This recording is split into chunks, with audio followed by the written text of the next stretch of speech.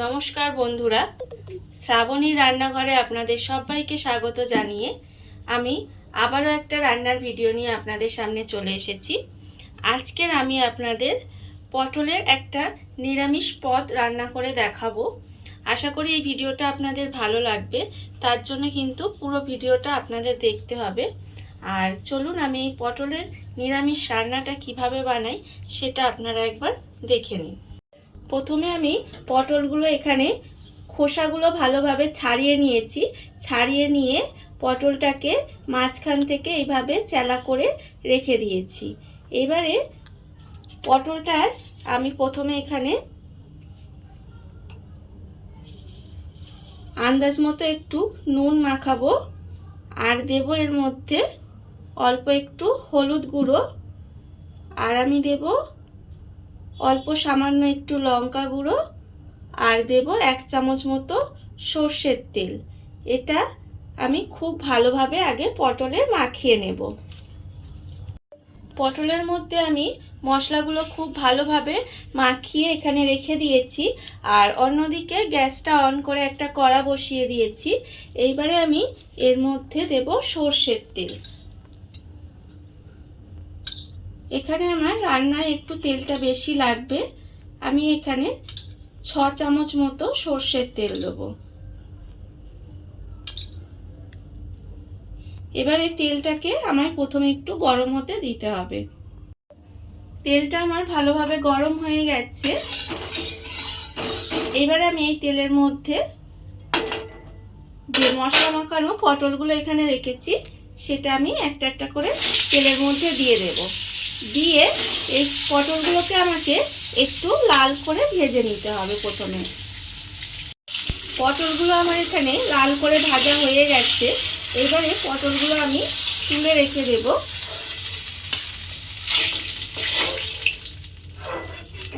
পটলগুলো আমি এখানে তুলে রেখে দিলাম, আর ওই তেলের মধ্যে আবারও অন্য পটলগুলো ভাজার জন্য দিয়ে দিলাম। এইভাবে প্রথমে সমস্ত পটলগুলো আগে ভেজে তুলে রেখে দিতে হবে। পটলগুলো আমি এখানে আলাদা করে ভেজে তুলে রেখে দিয়েছি। এবারে রান্নাটা আমি ওই তেলের মধ্যেই করব।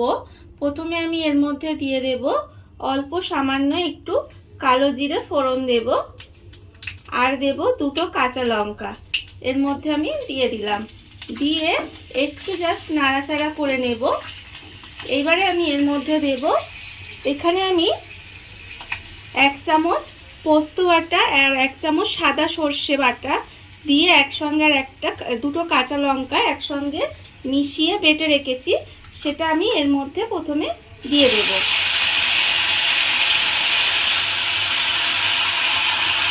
দিয়ে এটা আমি একটু নাড়াচাড়া করে নেব।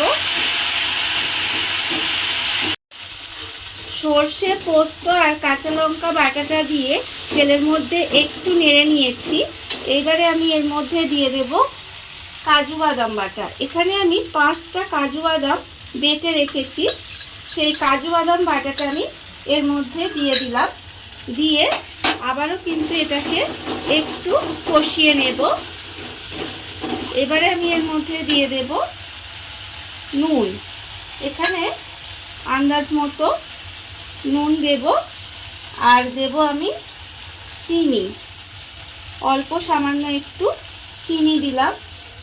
দিয়ে আবারও খুব ভালোভাবে একটু কষিয়ে নেব। কষিয়ে নেওয়ার পরে এবার আমি এর মধ্যে দেব 1/4 চামচ মতো হলুদ গুঁড়ো, আর 1/4 চামচ মতো লঙ্কার গুঁড়ো দিয়ে মশলাটাকে আবারও কিন্তু খুব ভালোভাবে কষিয়ে নিতে হবে। মশলাটা আমি খুব ভালোভাবে কষিয়ে নিয়েছি।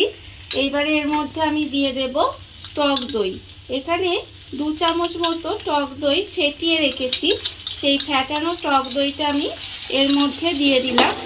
দিয়ে এবার টক দইটা দিয়েও কিন্তু একটু কষিয়ে নিতে হবে, আর টক দইটা দেওয়ার আগে কিন্তু খুব ভালোভাবে টক দইটাকে ফেটিয়ে নিতে হবে। এবারে আমি মশলাটাকে আবারও কিন্তু খুব ভালোভাবে একটু কষিয়ে নেব। কষানো প্রায় হয়েই গেছে, দেখুন তেলটা ছেড়ে গেছে। এইবারে আমি এর মধ্যে দিয়ে দেব জল। এখানে আমি টক দইয়ের বাটিটা ধুয়েই কিন্তু এর মধ্যে জলটা দেব।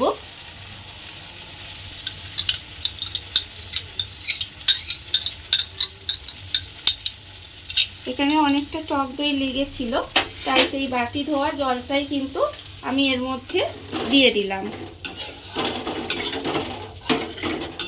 আর অল্প একটু জল আমি এর মধ্যে অ্যাড করব, সামান্য অল্প একটু দিয়ে এবার এই গ্রেভিটাকে প্রথমে আমাকে খুব ভালোভাবে একটু ফুটতে দিতে হবে। গ্রেভিটা আমি একটু ফুটিয়ে নিয়েছি, গ্রেভিটা দেখুন অনেকটাই ঘন হয়ে গেছে। এইবারে আমি এর মধ্যে দিয়ে দেব যে পটলগুলো আমি এখানে ভেজে রেখে দিয়েছিলাম, সেই ভাজা পটলগুলো আমি এর মধ্যে দিয়ে দেব। ভাজা পটলগুলো আমি এর মধ্যে দিয়ে প্রায় গ্যাসটা কমিয়ে একটু ঢাকা দিয়ে কিন্তু আমি একটু রান্না হতে দেব পটলটাকে। ভাজা পটলগুলো দিয়ে আমি গ্যাসটা কমিয়ে ঢাকা দিয়ে প্রায় মিনিট 10 মতো এইভাবে রান্না করে নিয়েছি। আমার কিন্তু রান্নাটা রেডি হয়ে গেছে। এবারে গ্যাসটা আমি অফ করে দেব। দেখুন বন্ধুরা, বাড়িতে থাকা কত অল্প উপকরণ দিয়ে কত সুন্দর একটা নিরামিষ পটলের রেসিপি তৈরি হয়ে গেছে। আর এই ভিডিওটা যদি আপনাদের ভালো লেগে থাকে তাহলে লাইক করবেন, কমেন্ট করবেন আর সাবস্ক্রাইব করবেন আমার চ্যানেলকে। আজ এই পর্যন্ত, নমস্কার।